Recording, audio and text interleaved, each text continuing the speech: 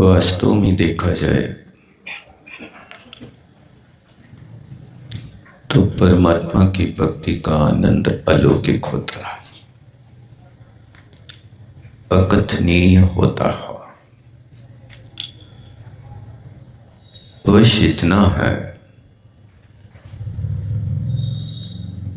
कि भक्ति करने का और कराने का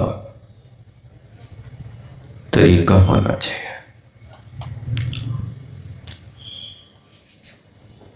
मदन सुंदरी परमात्मा की भक्ति करके लौटती है।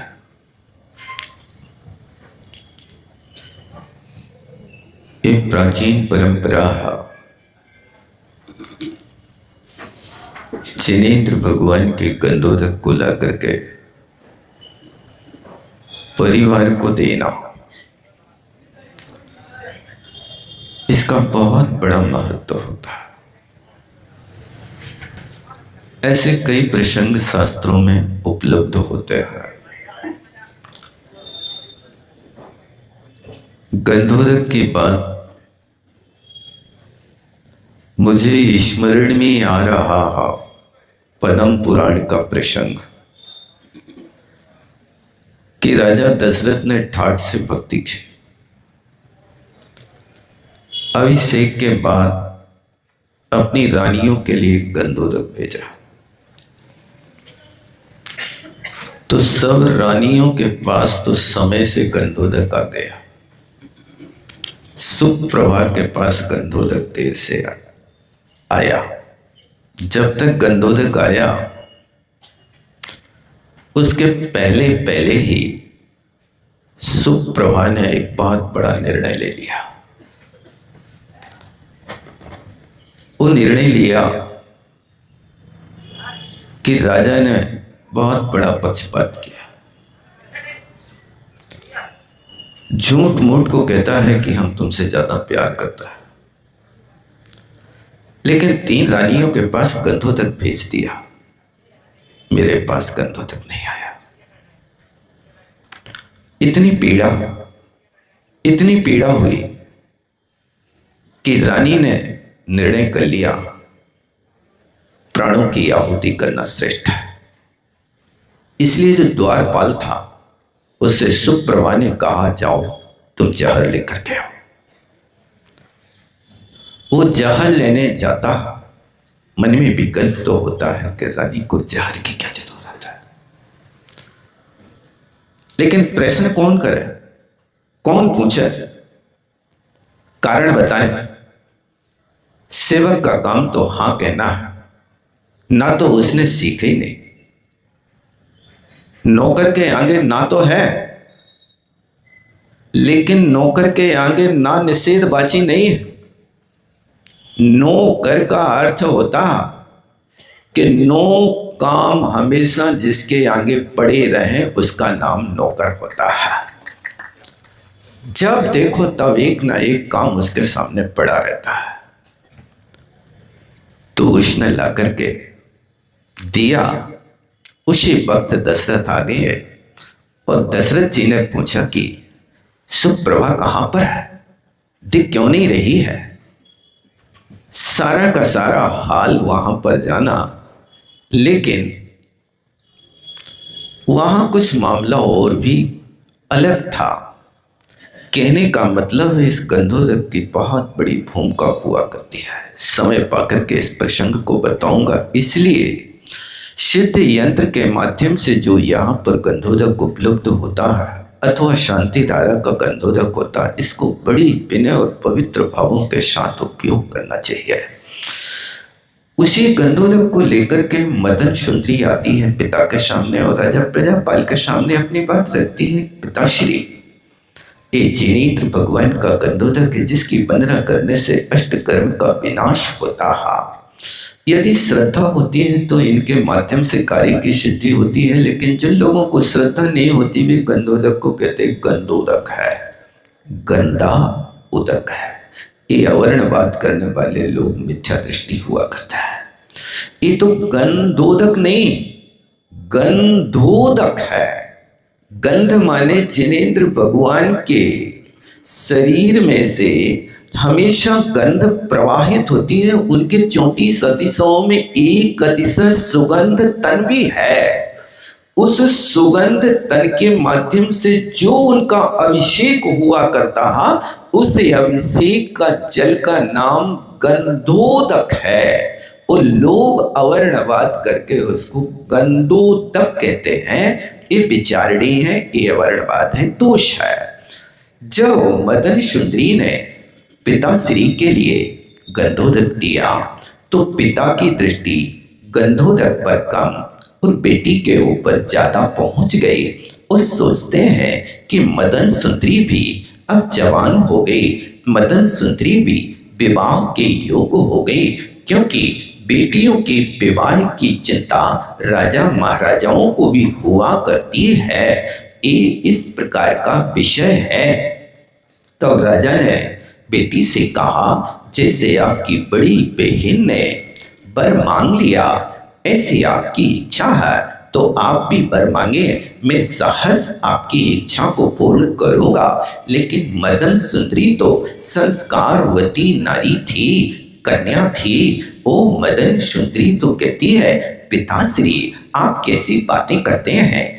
क्या सुशील कन्या क्या कभी अपने मुख से वर की इच्छा रखती है? माता पिता जिसके साथ उसका संबंध कर देते हैं वही उनके लिए पति परमेश्वर के रूप में हुआ करता है। ऐसा जब मदन सुंदरी ने पिताश्री से कहा तो पिताश्री का माथा ठनक गया। कई बार होता है व्यक्ति के मन की बात नहीं होती है तो व्यक्ति की मान कसाए आकाश को छूने लगती है। इस तरह राजा भड़क गया। अपनी पंडितियाई बताती हो हमारे सामने, तुम यहाँ से पढ़कर क्या आ गई हो? हमेशा उपदेश देने के मूड में रहा करती हो। और राजा तुनक गया, क्योंकि कभी कभी ऐसा होता है कि जब कभी मन प्रसन्न नहीं होता, अनुकूल नहीं होता, तो इन सब बातों को लेकर के रिश्ते बिगड़ जाते हैं। इसलिए किसी ने लिखा कि छोटी छोटी सी बातों में बड़े बड़े रिश्ते कमजोर हो जाते हैं। इसलिए ध्यान रखना, रिश्तों में खूबसूरती तब आती है जब हम एक दूसरे को बर्दाश्त करते हैं। यदि आप बर्दाश्त नहीं करते हैं तो ध्यान रखना, आप अपने जैसे आदमी को ढूंढने के लिए आप चले जाओगे तो शायद आप अकेले रह जाओगे। आपको कोई दूसरा व्यक्ति आपकी इच्छानुसार नहीं मिल सकता है। इसलिए रिश्तों की खूबसूरती लाना है तो बर्दाश्त करना सीख लो, सहन करना सीख लो। ये तो रिश्ते हैं, अन्यथा रिश्ते और रेशे बड़े नाजुक होते हैं। रिश्तों को व्यवहार कुशलता से संभाल करके रखना पड़ता है और रेशों को झटके ना लग जाए ऐसा ध्यान रखना पड़ता है। अन्यथा आजकल तो रिश्ते ऐसे हैं जैसे थोड़ी सी तवा में आंच ज्यादा लग जाए तो तवा पर पड़ी रोटी जल भुंज जाती है। इसी तरह रिश्तों में थोड़ी सी व्यवहार की न्यूनता दृष्टिगोचर होती है तो रिश्ते भी जल भुंज जाते हैं। इसलिए कहा, देखो रिश्तों को भी संभाल करके रखना। पुराने लोग, आप इस बात पर विचार करना कि एक रजिस्ट्री का कागज हजारों वर्ष चलता है। फिर से बोलूं, एक रजिस्ट्री का कागज, जमीन की रजिस्ट्री का कागज हजारों वर्ष चलता है। और एक रिश्ते हैं कि जो तुम 10-5 साल भी आज नहीं चला पा रहे हो, रिश्ते होते हैं और तोड़ने को तैयार हो जाते हो। ये क्या है? यानी आज के रिश्ते कागज से भी कच्चे दृष्टिगोचर हो रहे हैं। वो हजारों साल उस रजिस्ट्री के कागज को कैसे संभाल के रखते हो आप? पानी ना लग जाए, सीण ना लग जाए, बाहर ना रह जाए, बहुत संभाल संभाल करके उस कागज को रखते हो। कागज है, फिर कागज के ऊपर कागज है, फिर कागज के ऊपर जलेडिंग है, फिर जलेडिंग के ऊपर फिर पेटी के भीतर, फिर ताला के भीतर रख करके बड़ी संभाल संभाल करके रखते हो, तभी तो हजारों वर्ष चलते। क्या रिश्तों को भी ऐसा संभाल करके रखते हो? बोलते समय आप इस तरह से समझते हो कि कहीं हमारे रिश्ते तो ना बिगड़ जाए, इसका हमेशा ध्यान रखना। और हुआ ये कि इस प्रकार की मैना सुंदरी के वातावरण से राजा प्रजापाल का दिल दहल गया और वो राजा कहता है, बेटी अब मैं देखती हूँ तेरे लिए, अब तेरे लिए मैं ऐसा वर ढूंढ करके लाऊंगा, फिर बताऊंगा कि तू अपनी किस्मत की बात बताया। तेरी किस्मत बड़ी कि तेरा बाप बड़ा, कौन बड़ा है मैं तेरे को समय पा करके बताऊंगा। और हुआ है कि उस समय मदन सुंदरी तो चली गई। वो नहीं समझती थी कि पिताश्री कोई बड़े बदला लेने की बात सोचने लगे हैं। बच्चे तो बच्चे होते हैं, बच्चे तो दिल के सच्चे होते हैं, वो माँ बाप से प्यार करते हैं, लेकिन कभी कभी माँ बाप के गाल पे चाटा भी तो मारते हैं, नहीं मारते? करते हैं, वो तो प्यार की भाषा है। बच्चे मारते हैं तो भी माँ बाप हंसते रहते हैं, रोते नहीं, लेकिन माँ बाप मारते हैं तो बच्चे रोने लगते हैं, सिसकने लगते हैं। ये दोनों की क्षमता देखो, ये तो सहिष्णु है और वो कच्चे धागे की भांति बच्चे होते हैं, कुछ भी बोल देते हैं। ऐसा सहनशील होना चाहिए। रिश्तों में हमेशा खूबसूरती बना करके रखना चाहिए। लोग चेहरे तो खूबसूरत बनाते हैं, लेकिन रिश्तों के साथ ये व्यवहार नहीं निभा पाते। अवसर व्यतीत हुआ, कुछ समय के बाद राजा प्रजापाल अपने राज्य से एक दिन मन बनाता कि अब वन क्रीड़ा के लिए जाना है। तो राजा ने अपनी बात मंत्रियों के साथ रखी और राजा प्रजापाल उज्जैनी नगरी से कुछ कोस की दूरी पर अपने निकट रहने वाले, अपने राज्य के अंदर रहने वाले उस वनों में क्रीड़ा करने के लिए जाता। अब जैसे ही वो वहां उस वन में प्रवेश करता, उज्जैनी नगरी के वन में, और वहां जाकर के बहुत बड़ा कोलाहल देखा सुनाई देता।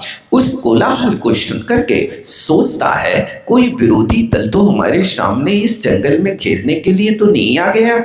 लेकिन इसी बीच मंत्री से पूछ लेता, हे मंत्री पर ये कोलाहल किस बात का है? इतनी भारी भीड़ बियाबान जंगल में, क्या दूसरे देश के राजा भी यहाँ शिकार खेलने के लिए आए हैं?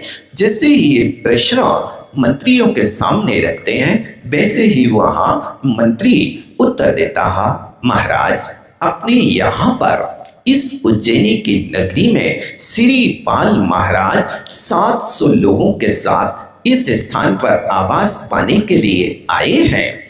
क्या कारण है? बस इतना प्रश्न करते ही वहां राजा प्रजापाल की दृष्टि श्रीपाल के और 700 लोगों के ऊपर पड़ती है।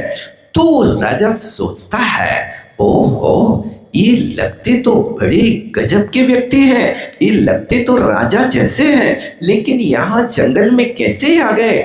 ऐसा लगता जैसे चांद के सितारों के बीच में चांद घूम रहा हो।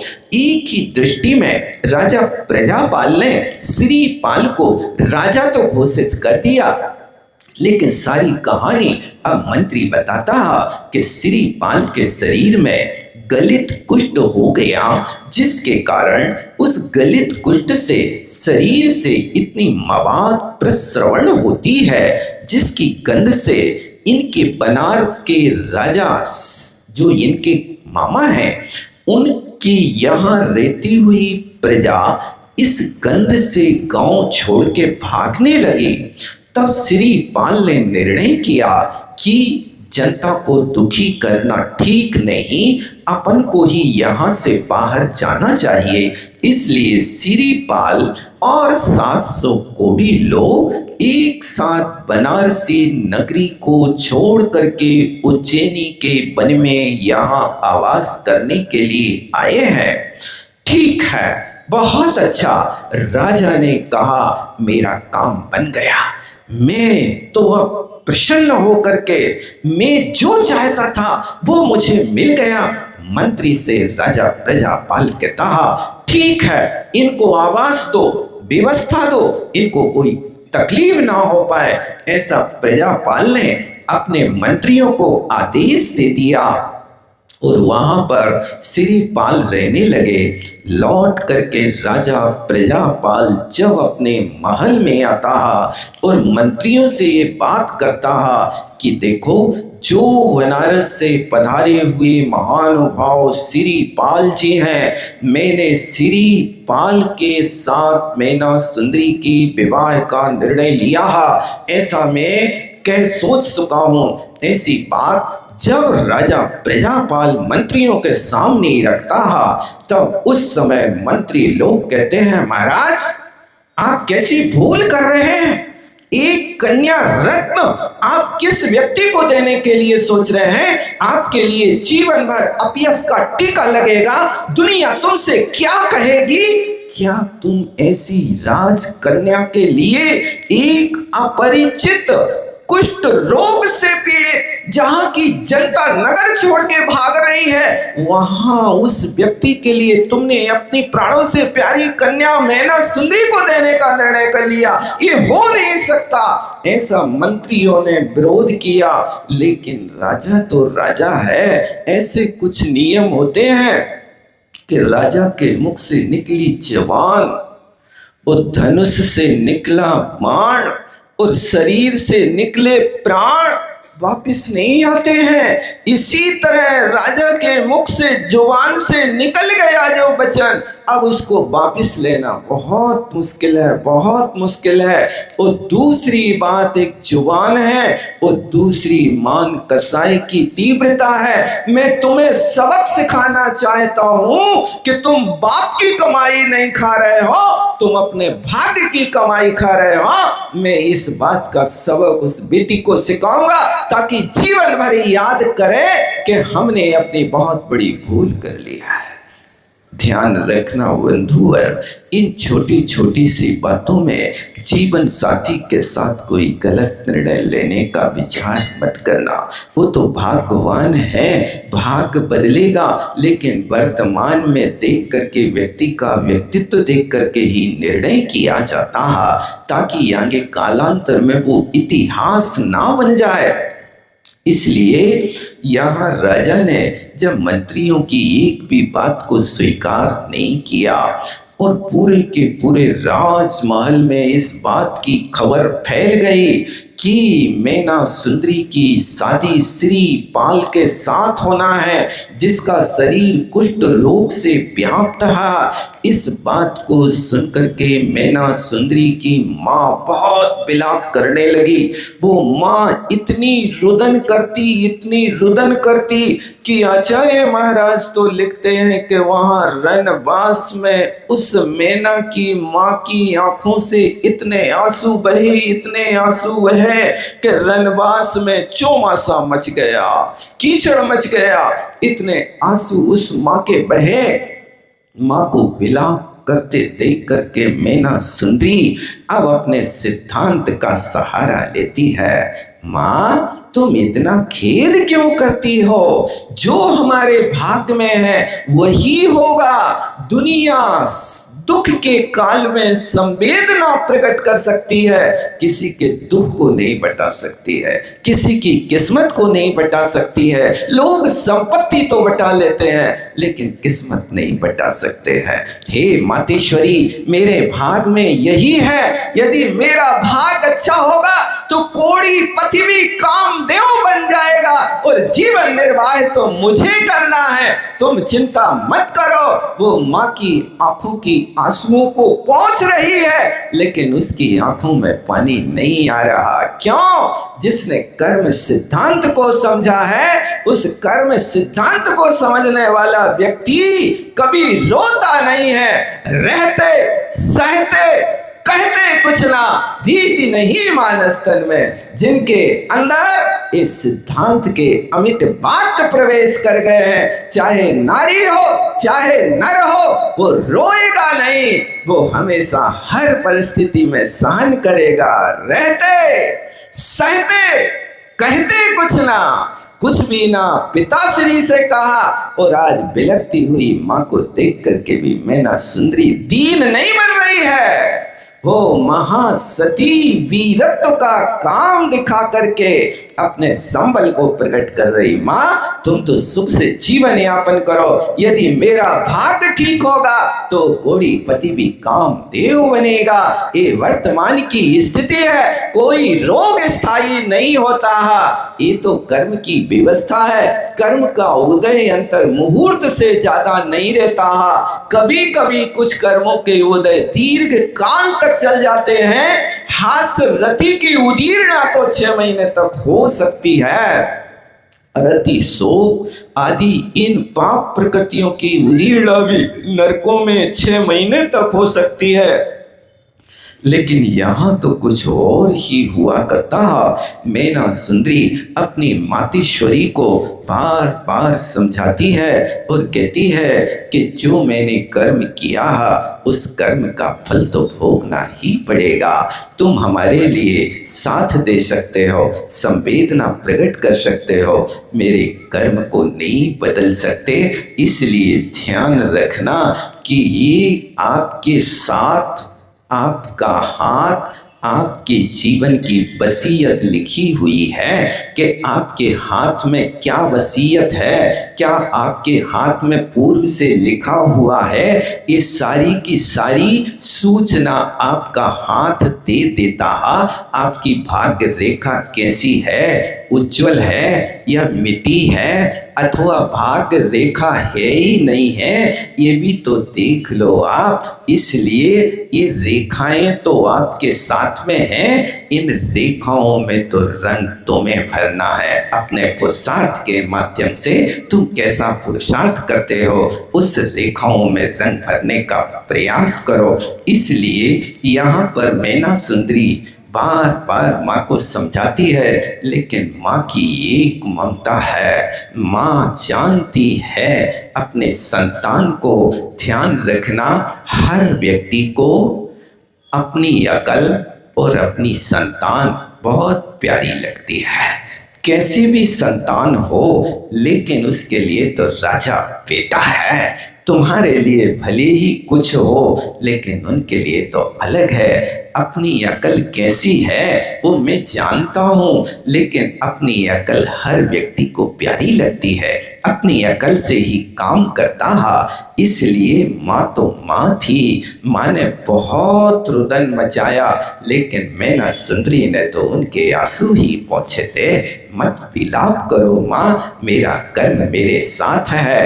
राजा के लिए सबने मना किया, लेकिन राजा ने एक नहीं मानी और शुभ मुहूर्त में मैना सुंदरी का विवाह श्रीपाल के साथ कर दिया जाता है। चूंकि राजा विवाह करता है, लेकिन विवाह के साथ बहुत सारी व्यवस्था भी वहाँ मैना सुंदरी के साथ राजा दे देता है। लेकिन अहम बुद्धि के कारण लोक में राजा प्रजापाल निंदा का पात्र हुआ।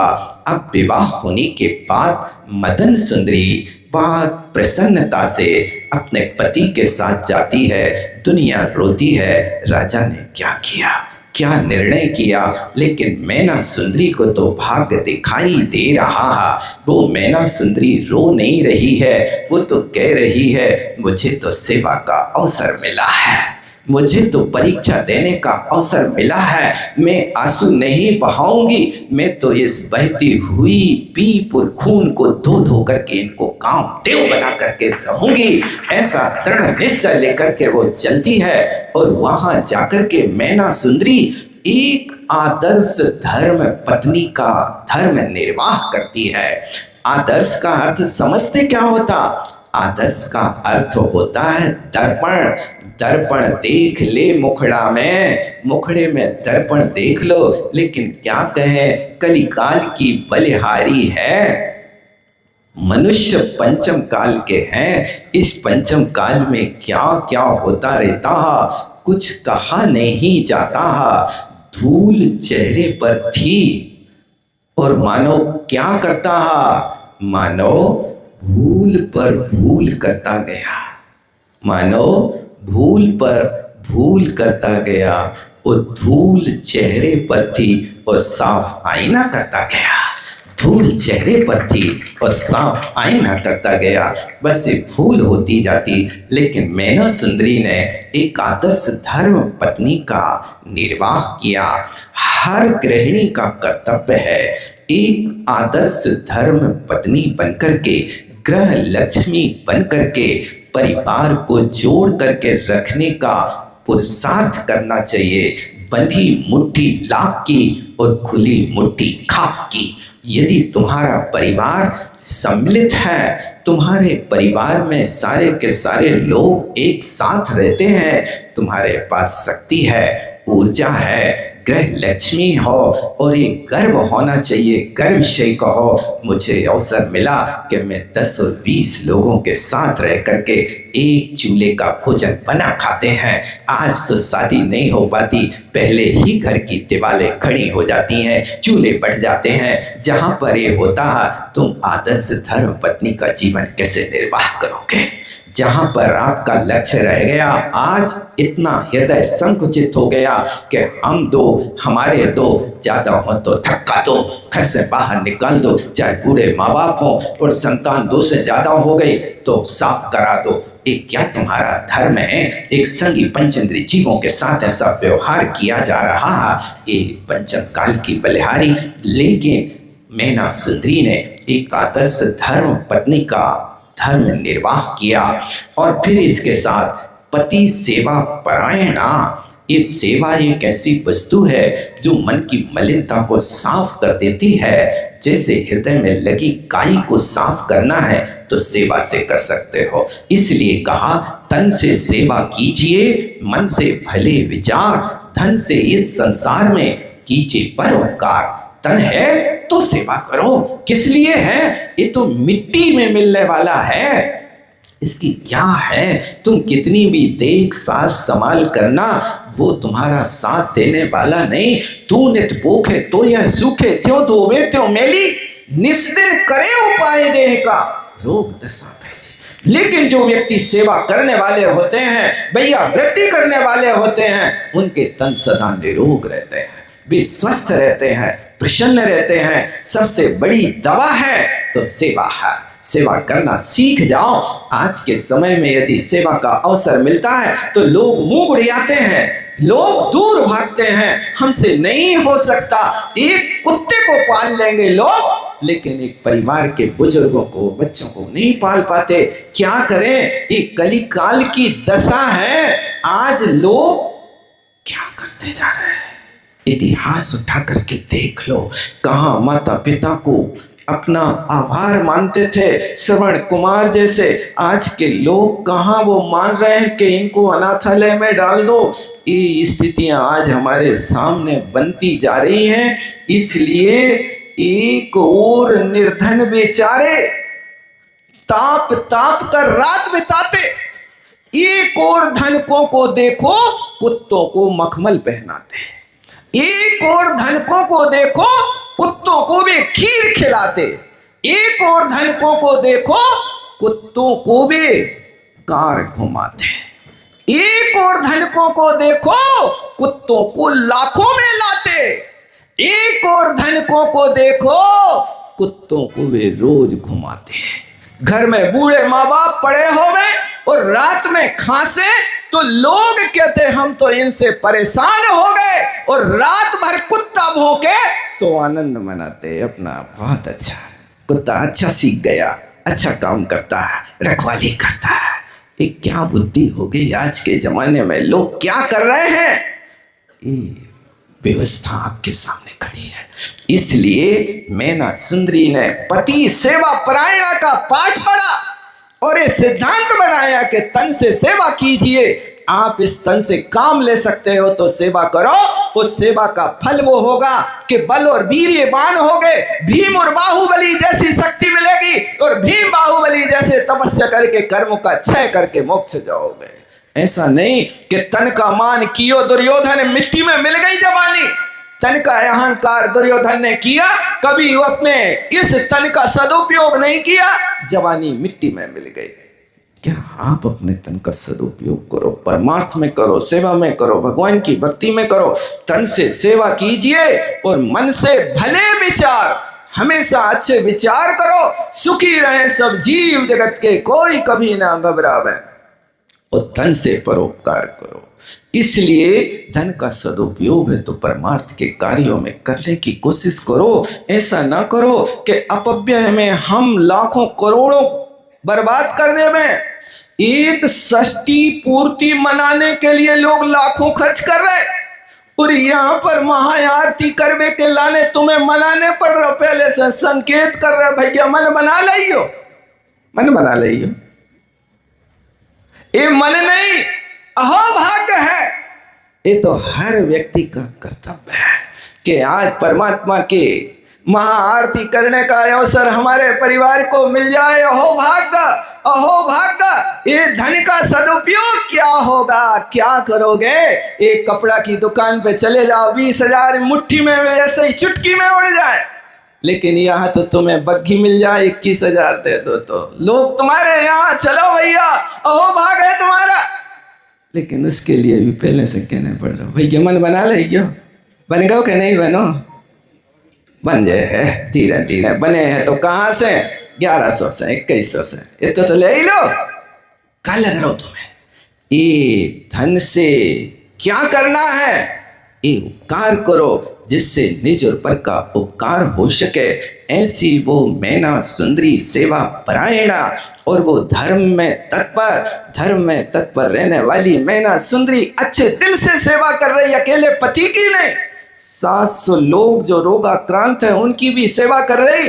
अब उन सब लोगों को लेकर के मैना सुंदरी एक दिन श्रीपाल से कहती, महाराज आज परमात्मा के दर्शन करने के लिए चलना है। तो मैना सुंदरी, श्रीपाल और 700 लोगों के साथ में मंदिर आती है, परमात्मा की भक्ति करती है, और परमात्मा की भक्ति करते करते कहती है कि हो जगत गुरुदेव सुनियो अरज हमारी, हे परमात्मा, हे जगत गुरु मेरी अरज सुन लेना, कर्म महारी पूछो, इन कर्म रूपी दुष्टों ने मुझे बहुत पीड़ित किया है। हे भगवान बस इतना करना, दुष्टन देव निकार, साधन को रख लीजिए, इन कर्म दुष्टों को निकाल दो, सज्जनों को शरण दे दो। ऐसी भक्ति करते करते और सारे के सारे लोग आज पहली बार परमात्मा की भक्ति करी और वहां से निकलते हैं।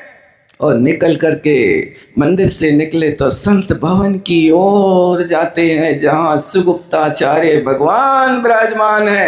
अब वहाँ सुगुप्ताचार्य महाराज के सामने कैसी भक्ति करती है और क्या बात मैना सुंदरी रखती है, इसको अपन फिर देखेंगे। समय अपना हो रहा। बोलो आचार्य गुरुवर विद्यासागर जी महामुनि महाराज की।